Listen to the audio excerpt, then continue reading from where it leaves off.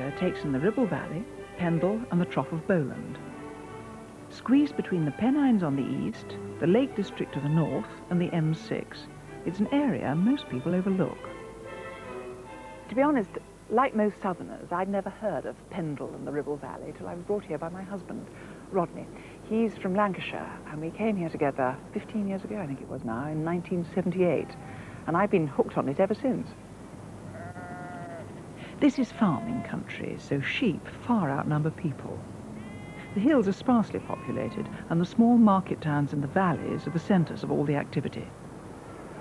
Clitheroe is the largest town in this area. For hundreds of years, people have been coming to the market, which is held every Tuesday.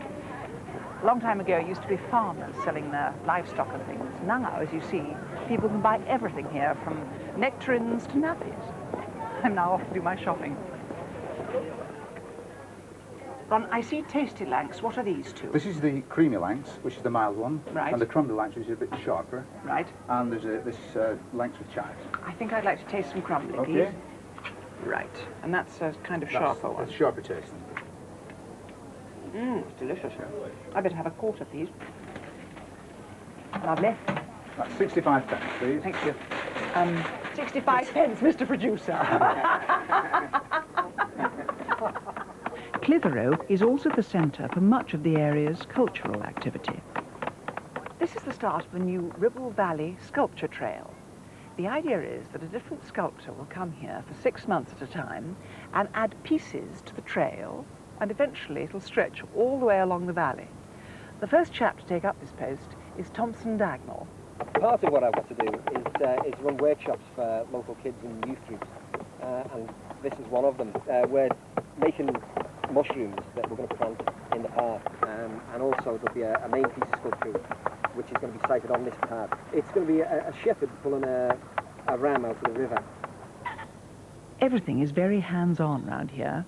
At Brewsham Hall, just outside Clitheroe, the squire himself shows you round.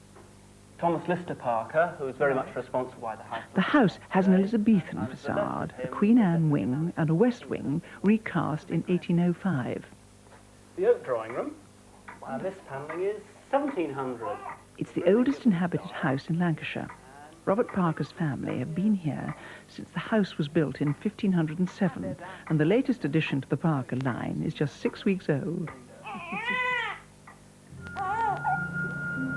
A few miles east of Clitheroe, the other side of Pendle Hill, is the Pendle Heritage Centre. This walled garden has been designed like an 18th century kitchen garden. All the flowers and vegetables are mixed up together. It's full of herbs and spices, so it smells wonderful. They have their uses too. The whole plant's supposedly antiseptic. The seeds you can use ripe and unripe in apple pies, salads. Can I taste them? Or you can even try one, yeah, to freshen the breath. Oh, that'll be good. I had some garlic last night. You won't see the best of Pendle unless you get out for a walk. There are countless marked ways and trails in the area, but the most famous is the Pendle Way, a 45-mile route around the valley. Thankfully, there are lots of shorter segments that you can do in one day. But whichever bit of the Pendle Way you take, you'll rarely escape the shadow of the walk's namesake, Pendle Hill. It dominates the skyline for miles around. Generations of hill farmers have put their trust in the hill's weather forecast.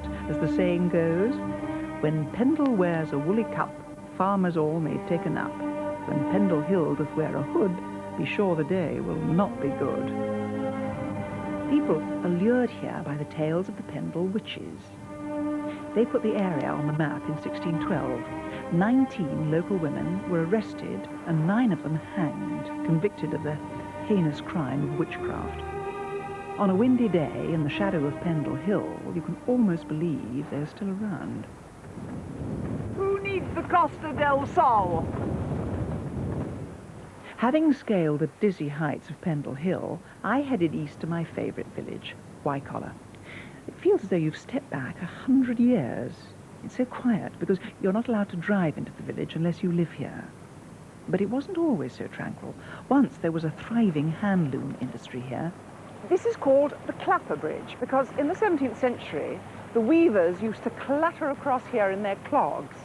The arrival of mechanised mills further down the valley took business away from white-collar and villages like it, and the locals reverted to farming, which is in fact what goes on mostly here now. At the northern end of the Ribble Valley, the countryside opens out into the Trough of Bowland. Its soft, rolling countryside is very popular with walkers and cyclists. Dunsop Bridge is a small village at the gateway to the Trough. Most people just pass through, but it's worth pausing to see a rather strange landmark.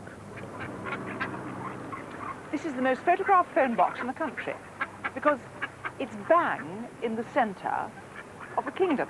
In fact, according to the Ordnance Survey map, this is the very middle of Britain. So perhaps I ought to do the done thing. Can I have a photo in the middle of the... Here we are, ducks. There we go. No more crisps. In the 19th century, mills dominated the landscape. The hand weavers in villages like Wycollar had to travel down the valley to the towns to get work.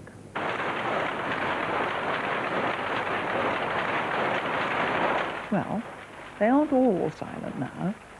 Victor Hobson's been weaving since he was 14. Now, his mill makes towels for the top football teams in the country.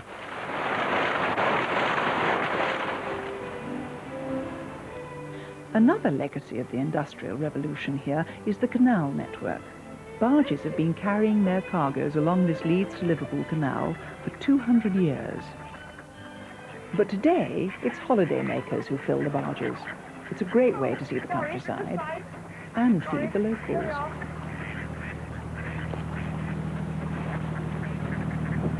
I'd like some wine, please, darling. Thank you.